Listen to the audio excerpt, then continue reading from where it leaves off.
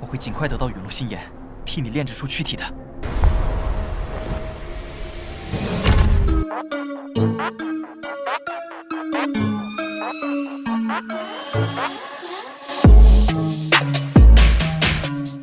Halo kalian para pecinta Battle Through the Heavens dimanapun kalian berada. Gimana nih kabar kalian yang pada ngerebah? Udah siap kancut dengan perjalanan Xiaoyan?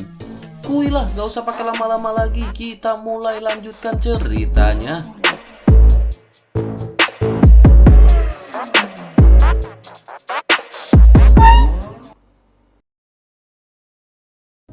Cerita masih berkancut dengan kelompok Xiaoyan yang pada saat ini mendapatkan penjelasan dari Kaisar Xiaoyao. Sementara itu di sisi lain anggota dari Pil Palace pada saat ini telah mencapai daerah bersalju. Mereka juga sebelumnya telah melihat ledakan yang sangat kuat. Dan Yan pada saat ini menyadari bahwa itu sepertinya adalah kesengsaraan Kaisar yang sangat kuat. Guntur dan kilat yang menakutkan sebelumnya bahkan bisa menghancurkan seorang Dodi bintang 8. Kelompok Pil Palace pada saat ini bertanya-tanya apakah itu adalah kesengsaraan Dodi bintang 9. Mereka berpikir akan sangat bagus jika Tetua Wu ada di sini, dan dengan alam dan pengetahuannya sebagai seorang Dodi bintang 8 mungkin ia akan mengetahuinya. Pada awalnya Tetua Wu bepergian bersama dengan kelompok Pil Palace. Tetapi di dalam perjalanan ia melihat pemandangan bersalju dan tiba-tiba mendapatkan sebuah perasaan. Oleh karena itu ia memutuskan untuk tinggal sejenak dan membiarkan yang lainnya pergi. Oleh karena itu pada saat ini keberadaan dari Danyan dan yang lainnya tanpa pengawasan dari Tetua Wu. Meskipun tidak ada Tetua Wu, Danyan sangat yakin bahwa mereka akan dapat dengan mudah membunuh Xiaoyan. Merasakan kekuatan dari guntur sebelumnya, Danyan berpikir sepertinya itu bersumber dari reruntuhan kuno. Mata Danyan pun berbinar hingga akhirnya ia memerintahkan semua orang untuk mendekat dan memeriksa. Sementara itu kembali ke kelompok Xiaoyan bersama dengan Kaisar Xiaoyao yang pada saat ini mulai menjelaskan sesuatu. Ia berkata bahwa menjadi bintang 9 dari bintang 8 adalah peningkatan kualitatif. Mereka perlu untuk memasuki gerbang Tao dan menerobos alam untuk menyentuh arti sebenarnya dari 9 ekstrim antara langit dan bumi. Oleh karena itu secara singkatnya jika mereka ingin menerobos ke bintang 9, mereka harus menyadari mengenai Tao. Kaisar Xiaoyao berpikir tentu semua orang tidak benar-benar memahami apa itu Tao. Oleh karena itu pada saat ini ia akan menjelaskan sedikit mengenai Tao. Yang pertama, Tao adalah dasar dari segala sesuatu dan keberadaan metafisik yang abadi dan absolut. Itu melampaui kategori pengalaman waktu, ruang gerak, dan sebab akibat. Hal itu tidak terlihat, tidak terdengar, tidak terlukiskan, dan jenis realitas absolut ini benar-benar luar binasa. Secara singkatnya alam ini juga merupakan sebuah Tao yang alami. Kaisar Xiaoyao terus memberikan masukan kepada semua orang mengenai apa itu arti dari Tao. Semua orang pada akhirnya mengangguk menyadari apa yang dijelaskan oleh Kaisar Xiaoyao. Setelah cukup lama Kaisar Xiaoyao pun lanjut berkata bahwa mengenai Tao dan tentang pencerahan, Kaisar ini hanya bisa memberitahu mereka sampai titik ini. Ia berharap bahwa informasi ini benar-benar akan dapat membantu mereka di masa depan. Penjelasan dari Kaisar Xiaoyao ini membantu Xiaoyan dan yang lainnya menghilangkan sebagian besar kabut yang menyelimuti terobosan dari bintang 8 ke bintang 9 Dodi. Xiaoyan dan yang lainnya tampak samar-samar melihat pintu kemajuan terbuka di jalan di depan mereka. Tetapi Xiaoyan pada saat ini masih memiliki kebingungan di dalam hatinya. Leluhur ras monster juga seorang Dodi bintang 9 yang selamat dari malapetaka kuno. Tetapi mengapa ia tidak menyampaikan kabar tersebut kepada Dodi bintang 8 di benua Dodi seperti yang disampaikan Kaisar Xiaoyao? Mungkinkah Doshan memiliki batasan yang ketat pada leluhur dari ras monster? Menyadari kebingungan dari Xiaoyan ini, Kaisar Xiaoyao pun seketika tertawa. Ia pun segera berkata apakah menurut mereka hanya ada leluhur dari ras monster yang merupakan bintang 9 Dodi? Seketika semua orang terkejut mendengar hal ini. Sementara itu Kaisar Xiaoyao pada saat ini tersenyum dan lanjut menjelaskan bahwa ketika ia menerobos ruangan ini, ia bisa merasakan 3 aura Dodi bintang 9 di benua Dodi ini. Jika tebakannya benar, seharusnya ada satu untuk setiap di antara ras manusia, ras iblis, dan ras monster. Kaisar Xiaoyao menyadari bahwa semua ini diciptakan oleh Doshan untuk menciptakan keseimbangan. Semua orang seketika terkejut menyadari bahwa masih ada Dodi di masing-masing ras di benua Dodi. King Moore juga pada saat ini benar-benar ternganga-nganga. Ia tidak menyangka bahwa di ras iblis miliknya masih memiliki seorang Dodi bintang 9. Sementara itu Kaisar Xiaoyao pada saat ini hanya bisa tersenyum dan mulai berbicara kepada Xiaoyan. Kaisar Xiaoyao berkata sepertinya Doshan ingin dengan tegas melarang 3 orang Dodi bintang 9 ini untuk mengajarkan prinsip-prinsip tersebut. Tampaknya itu bertujuan untuk menyeleksi orang dengan kemampuan yang benar-benar cukup untuk menerobos ke bintang 9 Dodi. Mendengar hal itu, Xiaoyan pun mengangguk karena apa yang baru saja dikatakan memang masuk akal. Sementara itu Kaisar Xiaoyao pada saat ini kembali tersenyum dan bertanya kepada Xiaoyan apakah Xiaoyan tahu tingkat Dodi bintang 9 dari ras monster. Menanggapi pertanyaan tersebut, tentu saja Xiaoyan pada saat ini hanya bisa menggelengkan kelapanya. Melihat Xiaoyan yang menggelengkan kelapanya, Kaisar Xiaoyao pun berkata dengan pasti bahwa ia akan memberitahu kekuatan tersebut kepada Xiaoyan. Kaisar Xiaoyao menyebutkan bahwa kekuatan Dodi bintang 9 dari masing-masing ras ini memiliki tahap awal bintang 9 Dodi. Semua orang seketika terkejut menyadari bahwa mereka merupakan seorang tahap awal bintang 9 Dodi. Tetapi mereka menyadari bahwa aura dari ketiganya di luar imajinasi semua orang. Kelompok Xiaoyan pun menatap tajam ke arah Kaisar Xiaoyao dan bertanya-tanya seberapa kuatkah seorang puncak bintang 9 Dodi. Xiaoyan dan yang lainnya pada saat ini tidak tahu harus berkata apa. Mereka tidak menyangka bahwa leluhur ras monster dan 2 orang Dodi bintang 9 lainnya yang mereka takuti di hati mereka. Sesungguhnya ketiganya ini bukanlah apa-apa di mata Kaisar Xiaoyao. Sementara itu di sisi lain Kaisar Xiaoyao pada saat ini lanjut menjelaskan bahwa mereka bertiga menghadapi malapetaka itu tepat ketika mereka memulai jalan menuju pencerahan. Mereka telah kehilangan bimbingan dan referensi tahu yang telah disembunyikan oleh aturan baru langit dan bumi. Dengan kualifikasi mereka pada saat ini, Kaisar Xiaoyao khawatir akan sangat sulit untuk membuat kemajuan di dalam hidup mereka. Dengan begitu maka mereka hanya dapat berhenti pada tahap awal bintang 9 Dodi. Namun meskipun begitu, kekuatan tahap awal bintang 9 Dodi berada di luar jangkauan semua orang. Tetapi hari ini dengan bimbingan Kaisar ini, Xiaoyan telah memahami Tao dan tahu bagaimana memahami Tao di lingkungan saat ini. Dengan begitu maka pemahaman Xiaoyan tidak lagi kalah dengan 3 Dodi bintang 9 tersebut. Kaisar Xiaoyao percaya bahwa di masa depan Xiaoyan akan dapat menembus Dodi bintang 9 dan meninggalkan ketiga Dodi bintang 9 itu jauh di belakang. Benua Dodi di masa depan pasti akan menjadi milik dari Xiaoyan. Setelah berbicara sampai titik ini, Kaisar Xiaoyao pun menatap ke arah Xiaoyan dengan ekspresi serius. Ia berkata bahwa harapannya kepada Xiaoyan bukanlah puncak dari bintang 9 Dodi. Kaisar Xiaoyao berharap Xiaoyan bisa melewatinya dan melewati rintangan tersebut dan menciptakan dunia baru miliknya. Mendengar hal tersebut, Xiaoyan pun segera bertanya apakah itu menjadi Doshan. Xiaoyan sedikit pusing memikirkan hal ini dan tak bisa membayangkan kekuatan apa yang akan bisa dicapai. Sementara itu Kaisar Xiaoyao mengangkat alisnya dan bertanya apakah Xiaoyan tidak memiliki kepercayaan diri. Orang lain mungkin tidak bisa melakukannya, tetapi Xiaoyan pasti bisa melakukannya. Xiaoyan memiliki takdir tersebut dan Xiaoyan memiliki kualifikasi seperti itu. Pada saat ini Kaisar Xiaoyao memiliki kepercayaan kepada Xiaoyan sebagai seorang guru. Mendengar kata-kata penyemangat ini, Xiaoyan pun menganggukkan kelapanya dengan penuh tekad di matanya. Melihat ekspresi dari Xiaoyan ini, Kaisar Xiaoyao pun tertawa.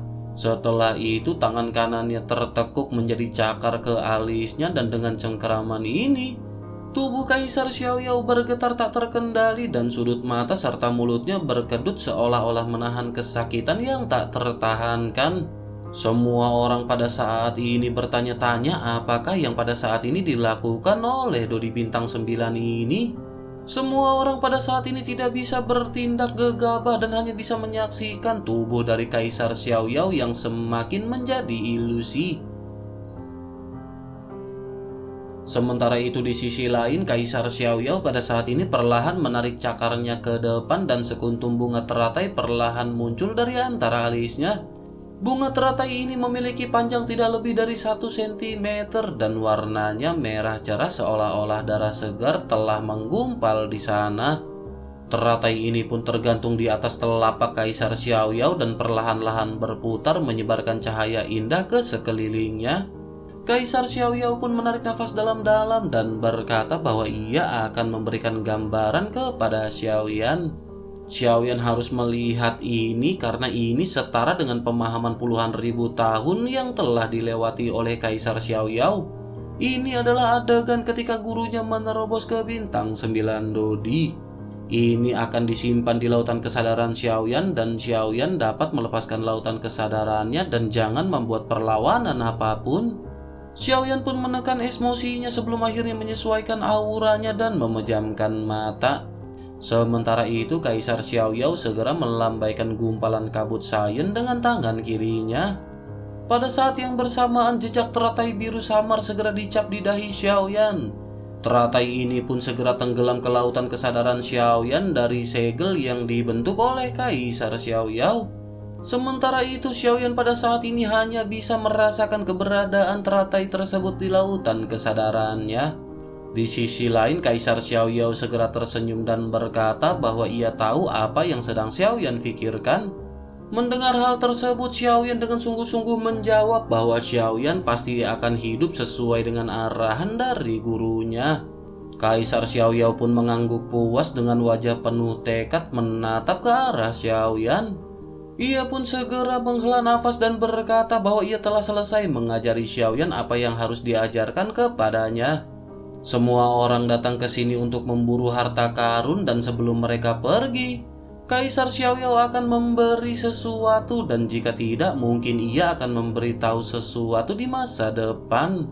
Semua orang seketika tercengang mendengar apa yang dikatakan oleh Kaisar Xiaoyao. Pada saat ini semua orang tercengang bukan karena bersemangat atas harta karun, tetapi mereka menyadari bahwa maksud dari Kaisar Xiaoyao ini adalah perpisahan. Oleh karena itu, perkataan dari Kaisar Xiaoyao ini membuat semua orang merasa sangat tidak nyaman untuk sementara waktu. Di sisi lain, Long Yi pada saat ini tiba-tiba berkata kepada Kaisar Xiaoyao meskipun jiwanya cacat, namun ayahnya memiliki cara untuk membuat jiwanya tetap bersama mereka setelah pergi. Kaisar Xiaoyao dan semua orang pada akhirnya secara serempak memandang ke arah Xiaoyan. Sementara itu Xiaoyan juga pada saat ini baru teringat mengenai hal tersebut. Xiaoyan teringat pagoda emas sebelum akhirnya memanggil-manggil Zanlao sebanyak 3 kali. Tetapi pada saat ini tidak ada jawaban dari Zanlao dan Xiaoyan menjadi cemas. Xiaoyan berusaha untuk memanggil pagoda emas tetapi pada saat ini pagoda yang Xiaoyan panggil berkali-kali sama sekali tidak merespon. Wajah Xiaoyan pada saat ini benar-benar memerah karena cemas. Xiaoyan meraung di dalam hatinya bahwa Xiaoyan pada saat ini hanya ingin melindungi gurunya. Namun raungan Xiaoyan ini hanya bergema di aula dan tetap tidak ada respon dari Zanlao maupun pagoda. Di sisi lain, Kaisar Xiaoyao mengerti segalanya dan berkata kepada Xiaoyan agar Xiaoyan jangan repot-repot. Misinya untuk berada di benua Dodi ini pada saat ini benar-benar telah selesai. Pada saat ini Xiaoyan jangan menyalahkan dirinya sendiri karena ini adalah takdir yang benar-benar sudah berakhir. Ia juga tidak menyangka bahwa tempat buatan Doshan ini terlihat lemah tetapi masih cukup kuat. Setelah mengucapkan perkataan tersebut, ia pun segera menggerakkan tangannya dan sebuah tablet giok biru segera muncul di tangannya. Teratai hijau terukir di tablet batu giok dan Kaisar Xiaoyao segera menyerahkan tablet batu giok ini kepada Xiaoyan. Kaisar Xiaoyao menjelaskan bahwa ada ruangan di dalamnya dan benda-benda di dalamnya akan berguna untuk Xiaoyan di masa depan. Xiaoyan pada saat ini hanya bisa terdiam melihat ke arah tablet batu giok yang diserahkan ke arah Xiaoyan. Kaisar Xiaoyao pun mendesak Xiaoyan untuk mengambil batu giok ini karena ia tidak memiliki banyak waktu. Xiaoyan akhirnya mau tidak mau segera mengambil tablet batu giok dan bertanya dengan rasa ingin tahu apakah ini. Mendengar pertanyaan tersebut, Kaisar Xiaoyao hanya tersenyum ringan dan berkata bahwa Xiaoyan telah mengetahuinya. Setelah itu Kaisar Xiaoyao pun segera berkata bahwa ia benar-benar sangat senang telah bisa menjadi seorang guru atas murid yang bukan anggota dari ras manusia, ras monster, dan ras iblis. Semua orang seketika terkejut mendengar apa yang diucapkan oleh Kaisar Xiaoyao. Sementara itu Kaisar Xiaoyao tersenyum dan menatap ke arah Long Yi. Ia pun segera menoleh ke arah Xiaoyan dan menjelaskan teratai batu giok yang baru saja diserahkan kepada Xiaoyan. Ia menjelaskan bahwa itu adalah teratai hijau dengan 2 kemampuan khusus. Itu memiliki kekuatan untuk membangun sebuah ruang kecil. Selain itu, yang kedua adalah ia sangat peka terhadap benda-benda spiritual dan benda-benda aneh di dunia. Dengan begitu akan lebih mudah menemukan benda-benda ajaib yang sulit ditemukan oleh orang binasa. Mendengar hal itu, Xiaoyan pada saat ini benar-benar sangat gembira dan tidak sabar untuk membukanya. Xiaoyan pun segera bertanya bagaimana cara membuka benda ini. Menanggapi hal itu, Kaisar Xiaoyao pun tersenyum dan berkata bahwa ia telah menyegelnya. Xiaoyan hanya akan bisa membukanya ketika ia mencapai bintang 8 dodi. Menanggapi hal tersebut, Xiaoyan pun mengangguk dan menangkupkan tangannya. Sementara itu, Kaisar Xiaoyao segera menoleh ke arah Long Yi dan tersenyum. Ia berkata karena Long Yi merupakan anak dari Xiaoyan, maka pada saat ini ia akan memberikan sesuatu. Kaisar Xiaoyao pun segera menjentikan jarinya dan pada saat ini armor listrik dewa milik Long Yi segera melesat keluar.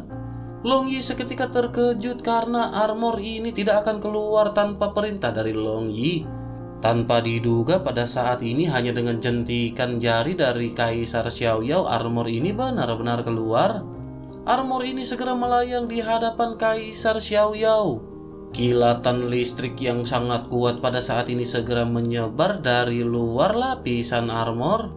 Sementara itu Kaisar Xiaoyao pada saat ini segera kembali menjentikan jarinya dan beberapa guntur segera keluar dari lengannya. Kaisar Xiaoyao menjelaskan bahwa ini adalah roh guntur yang ia dapatkan dari kesengsaraan Dodi Bintang 9. Pada saat ini ia akan memodifikasi armor Dewa Suci Guntur milik Long Yi dengan guntur ini. Ia pun segera menekan guntur di tangan kanannya untuk masuk ke dalam armor suci Dewa Guntur milik Long Yi. Riak yang sangat kuat segera menyebar ke segala arah dan cahaya yang sangat terang segera menutupi mata semua orang. Waktu berjalan dengan sangat singkat hingga pada akhirnya armor suci Dewa Guntur milik Long Yi pada saat ini selesai dimodifikasi. Semua orang pada saat ini segera menatap ke arah armor yang melayang di depan Kaisar Xiaoyao. Sementara itu Kaisar Xiaoyao menjelaskan bahwa kemampuan dari armor ini tidak akan langsung terasa oleh Long Yi. Oleh karena itu biarkan kedua jenis guntur ini menyatu terlebih dahulu. Dengan begitu maka di masa depan Long Yi akan bisa merasakan kekuatan dari armor yang jauh lebih kuat. Setelah berbicara, Kaisar Xiaoyao pun segera mencentikan jarinya dan melesatkan armor ini kembali kepada Long Yi. Armor itu pun seketika memasuki tubuh Long Yi dan Long Yi pada saat ini tidak bisa merasakan apapun. Long Yi hanya bisa tersenyum sebelum akhirnya menangkupkan tangannya dan mengucapkan terima kasih. Kaisar Xiaoyao pun tersenyum sebelum akhirnya ia menoleh ke arah King Mu'er. Ditatap oleh Kaisar Xiaoyao pada saat ini King Mu'er mengucapkan terima kasih atas Xiaoyan. Di sisi lain, Kaisar Xiaoyao pada saat ini segera berkata bahwa ia mengetahui hubungan di antara King Mu'er dan Xiaoyan. Oleh karena itu, ia sebagai guru dari Xiaoyan akan memberikan sesuatu terhadap menantunya. Kaisar Xiaoyao kembali menjentikan jarinya dan cahaya biru segera melonjak menampilkan inti sihir yang sangat besar. Semua orang seketika terkejut menyadari bahwa ini adalah inti sihir bintang 9. King Mu'er membuka mulutnya dengan kaget dan melebarkan matanya menatap ke arah inti sihir yang mengembang di hadapan Kaisar Xiaoyao. Sementara itu Kaisar Xiaoyao segera menjelaskan bahwa ini adalah inti sihir dari Phoenix hantu tulang busuk bintang 9 yang diburu gurunya pada saat itu. Cambuk dari King Mu'er saat ini berevolusi dari tulang belakang hantu Phoenix tersebut. Oleh karena itu inti sihir hantu tulang Phoenix bintang 9 ini mungkin akan memberikan kejutan dan manfaat di masa depan. Setelah menjelaskan, Kaisar Xiaoyao pun segera melambaikan tangannya dan tersenyum. Ia lanjut bertanya kepada King Mu'er, apakah King Mu'er pada saat ini merasa puas? Mendengar hal tersebut, King Mu'er pada saat ini benar-benar tidak bisa berkata-kata dan hanya bisa mengangguk dengan gembira. King Mu'er pun mengulurkan tangannya untuk mengambil inti sihir bintang 9 yang diserahkan oleh Kaisar Xiaoyao. Sementara itu Kaisar Xiaoyao pada saat ini lanjut menjelaskan bahwa ia tidak mengetahui banyak tentang keterampilan cambuk. Tetapi pada saat ini ia hanya ingin memberitahu kepada King Mu'er. Ia berpikir dengan menyatukan inti sihir ini maka senjata cambuk itu harusnya dapat berubah. Senjata cambuk itu bisa menjadi fleksibel seperti otot dan tendon. Senjata itu bisa menjadi keras seperti tombak dan tajam seperti pedang. Senjata ini bisa menutup rapat seperti jaring dan lain-lain. Teknik cambuk dari King Mu'er pada saat ini masih belum bervariasi dan di masa depan King Mu'er bisa melakukan banyak hal untuk meningkatkan kekuatannya. Mendengar hal itu, King Mu'er tentu saja sangat gembira dan kembali mengucapkan terima kasih kepada Kaisar Xiaoyao. Setelah itu Kaisar Xiaoyao menatap ke arah semua kelompok Xiaoyan. Ia memberikan hadiah satu persatu sesuai dengan kemampuan yang dimiliki oleh masing-masing. Ziying pada saat ini mendapatkan teknik untuk memperluas kekuatannya dan Nan Erming pada saat ini juga mendapatkan teknik racun. Sementara itu Xiaozhan pada saat ini mendapatkan teknik dan mampu meningkatkan kekuatan garis keturunan miliknya. Pada saat ini Xiaozhan menyadari bahwa leluhur Xiaozhan adalah Dodi tahap akhir bintang 9. Leluhur dari Xiaozhan ini benar-benar memiliki hubungan yang akrab dengan Kaisar Xiaoyao. Oleh karena itu pada saat ini Xiaozhan benar-benar mendapatkan 3 tetes esensi darah dari leluhurnya sendiri. Dengan 3 tetes esensi darah yang baru saja diberikan, pada akhirnya aura Xiaozhan pada saat ini segera melonjak. Kekuatan Xiaozhan meningkat dan Xiaozhan pada saat ini benar-benar menerobos dalam waktu yang sangat singkat. Xiaozhan benar-benar dapat menerobos dari tahap menengah bintang 6 ke tahap akhir bintang 6 Dodi. Merasakan kekuatan darah yang sangat kuat dan Doki yang hampir mencapai puncak bintang ke-6, Xiaozhan yang bersemangat pun segera mengucapkan terima kasih kepada Kaisar Xiaoyao. Kaisar Xiaoyao pun tersenyum sebelum akhirnya ia mengalihkan pandangannya kepada Feng Feng. Kaisar Xiaoyao berkata bahwa pada saat ini ia tidak memiliki sesuatu untuk diberikan kepada Feng Feng. Tetapi pada saat ini ia akan memberikan masukan kepada Feng Feng. Feng Feng adalah orang yang bisa beresonansi dengan angin dan merupakan salah satu orang yang menurutnya memiliki kemampuan tersebut dengan sangat baik. Terlebih lagi Feng Feng pada saat ini menguasai teknik pedang dan ia hanya ingin memberikan suatu masukan. Permasalahan dari Feng Feng adalah gerakannya yang masih terlalu kaku. Feng Feng tidak bisa sepenuhnya mengikuti arti dari pedang yang ia pegang. Cara terbaik untuk menggunakan pedang adalah dengan menariknya sesuai hatinya. Pedang terangkat menurut hatinya, berubah menurut hatinya, dan berubah dengan situasi hati.